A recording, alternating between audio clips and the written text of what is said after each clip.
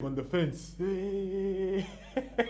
Tendo, your feelings are above the clouds. Godwin, I think we have to take this man out because he's about to jump off his seat. It was very tense, actually. The whole game was summed up in that last effort. Yes. Imagine from 3 points, it would have been 1 point after all that gigantic performance. And that lapse where ARUA Hills would have equalized, left everyone, including Jackson Magera, Ibrahim Chiri, and everyone. You saw them. They were not extremely happy. Because that shock would have been like a very big knife pierced through the chest. Coach Magera was in that moment when the whistle had blown, and he was looking at the players as if I think he was still seeing that opportunity that they had given away. After every fight they had put up in, let me say, 89 minutes, without counting the added minutes. In the last second, ARUA Hills had an opportunity to equalize, and that would have been like a winner. Is that when he realized that my team could not hold out this win? Because you could see it in his face. No, he held up the win. Maybe that shock, as Sendo has hinted about it. You know, conceding in the last few minutes after defending well for over 30 minutes or for 35, it would have been a very big miss for them. But they indeed did concede, and I saw goalkeeper Medici Rege coming out on tops, arguing with a certain player who I didn't see. But was it a Villa player? Was it a Villa player? Yeah, of course, because they knew what was happening. Can distort the team in the next match. Remember, AC Villa is going to play against KCCA, and if they had lost at their new temporary ground, if they had lost those 3 points, maybe it would have been a different game upcoming. But right now, as Kakande has hinted about it, they have that momentum going. Only urging the Villa fans to ensure that they don't continue with the hooliganism status, because they need Villa as a whole, the fans plus everyone. But congratulations to AC Villa for nicking away this win. Let's talk about John Kakande, who's come in and he has put up a performance that everyone would think he has been playing for quite some time. Very confident, even when Chigozi Brazilian was interviewing him. He looks like a guy who knows what he's supposed to do on the pitch. He's come to do a job, and he says that Villa is planning to go all the way. Yeah, the generation we have these days is that tag. Abazanya abategeke. He looks like he has been prepared so well. Well, on the pitch, you think, like I also said, Villa might be a big club for him to have started his career. But he looks like he has it all in his stride, and he's improving game by game. Today's minutes, he has gotten very enormous in his career.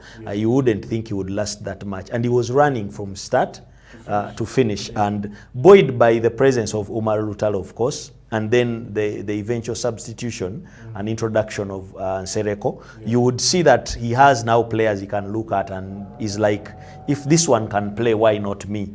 So he gets the confidence, which is not the same way he has been having previously when he was put in a team that has Saif Bate, the likes of Frank Kalule and all that. They like different things and is used to different things. So I think that blend today worked for them. Again, the patience that the coach used, because the pitch was narrow in the first half.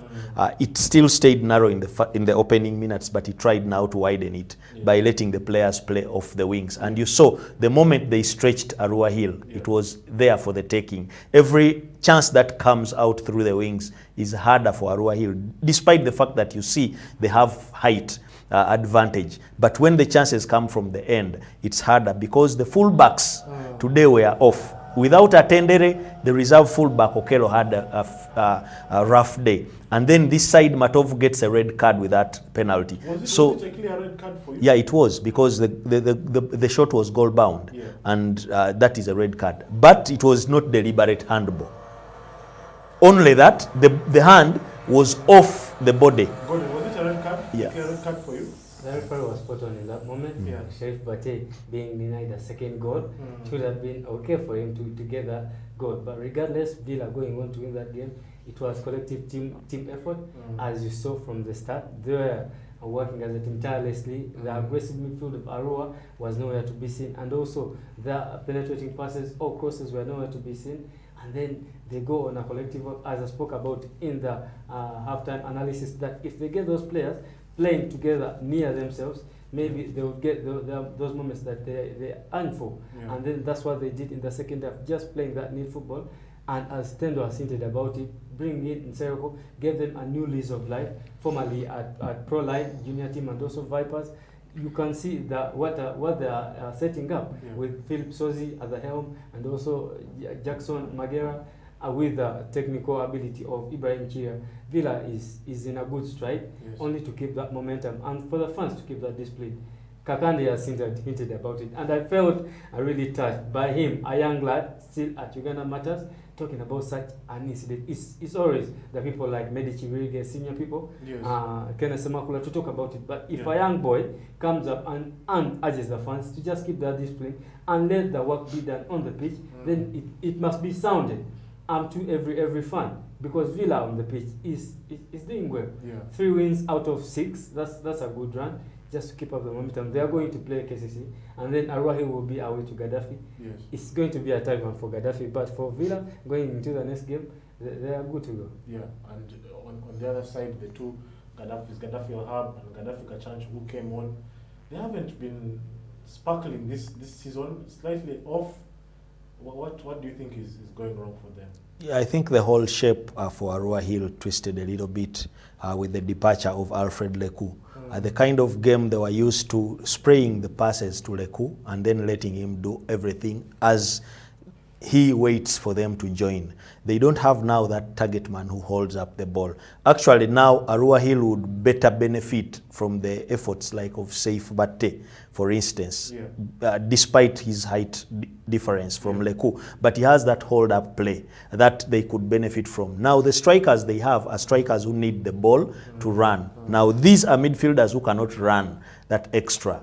So you have to have probably a third link man in there, or else play one striker who has the playmaking skills. But the strikers they have are either a front liner and then wingers, typical wingers like for instance Ogwang and Kawawa. None of them can play the playmaking role to come, like you saw Umar Lutalo dropping off Saif Batte and bridging that gap. So he used that opportunity to try and link up the play where Saif Batte is lacking. And today Saif Batte has not toiled so much because the ball was mostly in this side's territory where he doesn't have to run so much, and he has put in a better shift. So I think with the games that improve, the coaches need to see what exactly they lack. Unfortunately for ARUA, I don't see that player. All the midfielders they have are deep-lying players. There is no schema, the one who can go and play that role, which is half 9, half 10, and probably half 8. So they don't have that player.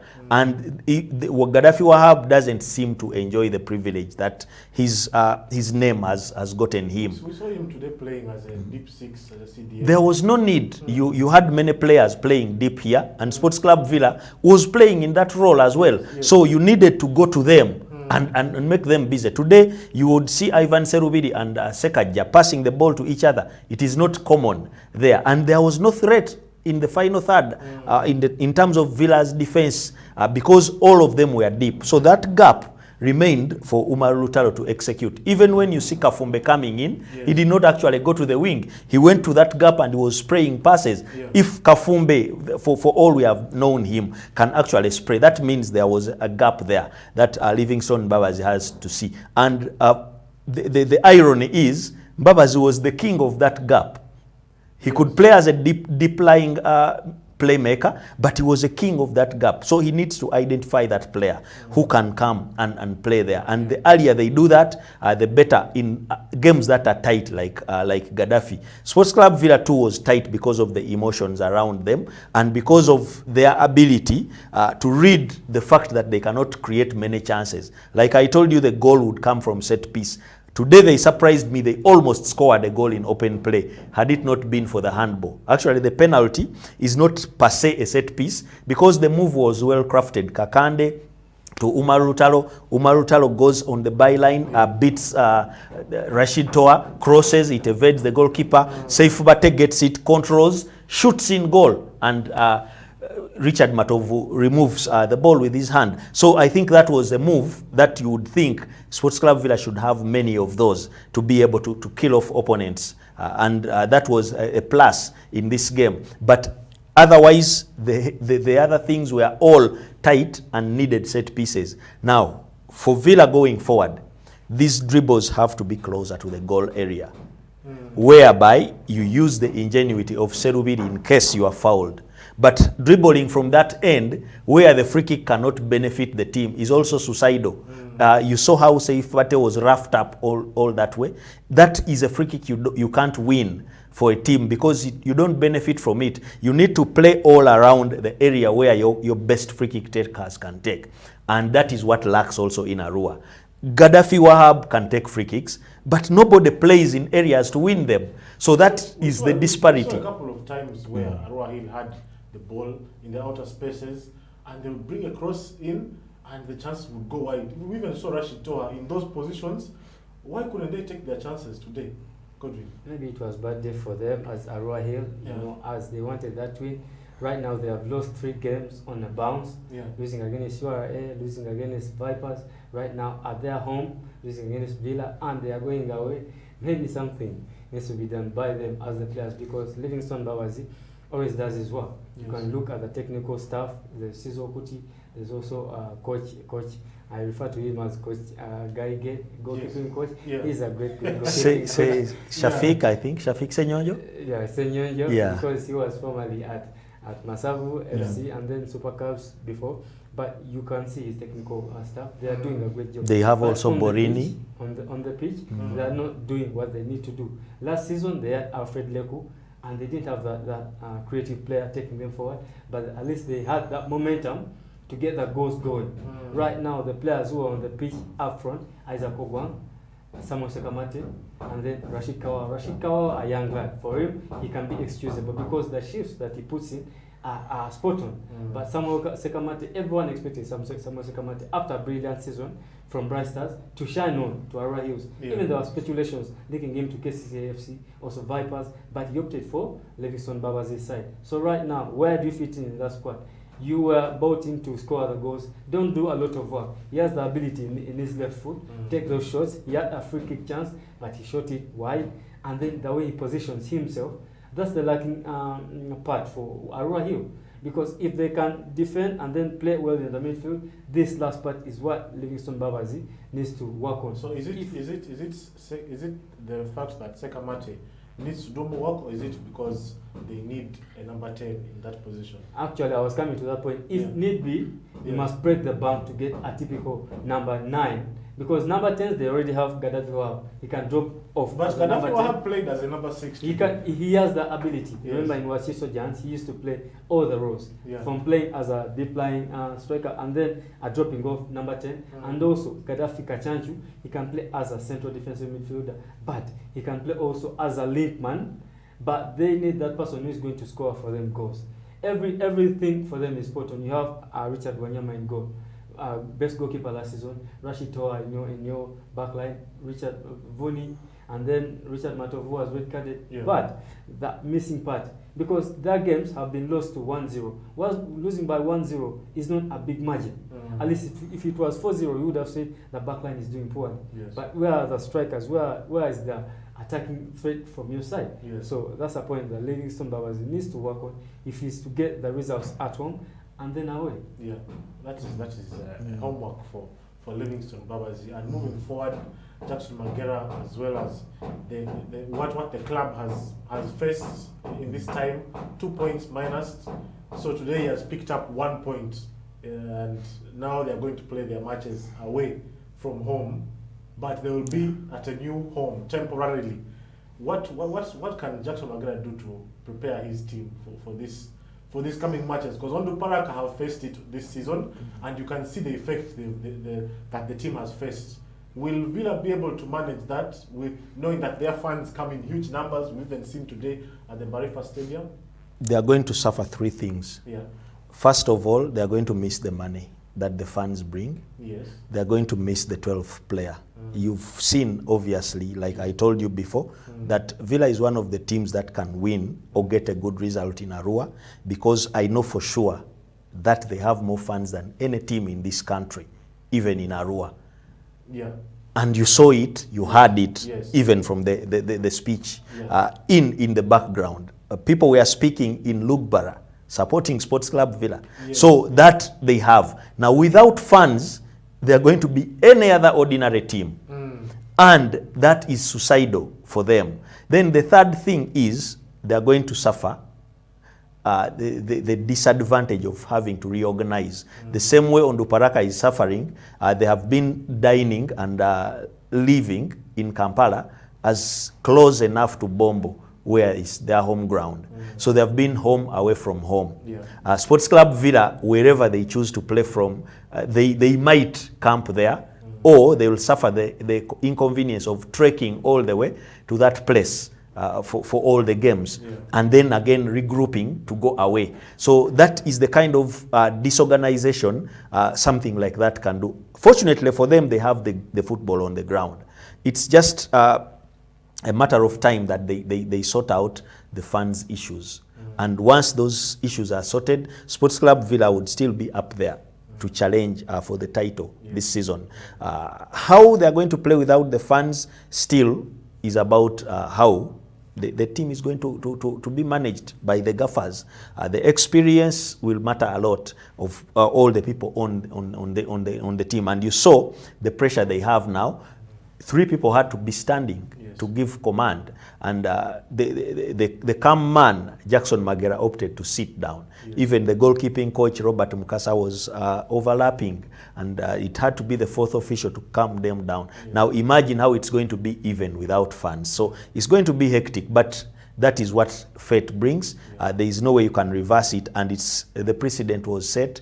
Onduparaka has gone through it, Kataka has gone through it, and probably another team is going to go through it, depending on how the Busoga United case goes. Yes. So it is a case of the bridge has been met, you have to cross it. Yes. Yeah. Yeah. That is what football is all about. But there is more football coming tomorrow. Yes, at the Chinya Masika playground, where Toro are going to face Lango in the semi-final, second semi-final tomorrow, live on FUFA TV. Gentlemen, are you guys excited for it? Definitely, definitely. FUFA Drum semi-finals. Yes. Toro versus Lango, and Lango having to trek to Toro to ensure that they get something out of it. Yes. Are you nervous about it? I'm very excited for it. I'm very excited. I'm just waiting for Fred Momoza's style of play. I love the way he organizes the team, irrespective of who he's facing. Yes. Because he played against us, so you could see some flowing football from the last there. No fear in them, and also the back line, Benjamin Nyakojo, Timothy Musinguzi, the goalkeeper, Simon Tamale. Of late, he's been conceding a bit of goals for Maroons, but he will come good in the semi-finals. If form is to follow him, then I see Lango progressing. But if he's to stay with this form, which he has been with for Toro, I see them even going away to Lango, getting a clean sheet. What can happen? Tendo, kesho uko vipi? He has chosen Toro. I was going to choose Toro, but he has chosen Toro. We can vibe by he has killed my vibe. I was going to say abojo fetubarinze mwije tubatere, but now that he has chosen, I'm now going for Lubanga Tie Gulu, we shall be waiting. Aliro, Alan Okello, and the like are going to come with their coach Ogwale Ngwedo, and we are hoping to enjoy the game. Definitely. Yeah. tomorrow I'll come with some drinks. So what is your empako tomorrow? Empako? Eh. You and Akiki Abori. Mimi na Atochi. Atochi. Atochi. Yeah. Oh, wow. Ladies and gentlemen, thank you very much for tuning in. That was the game we had today. ARUA Hill versus SC Villa. SC Villa taking the 3 points at the Barifa Stadium, but we shall keep it locked in. We are back tomorrow for the FUFA Drum. A big thanks to the sponsors, MTN and Pilsner, for the man of the match. See you tomorrow for the FUFA Drum. Toro versus Lango on FUFA TV. Have a good night.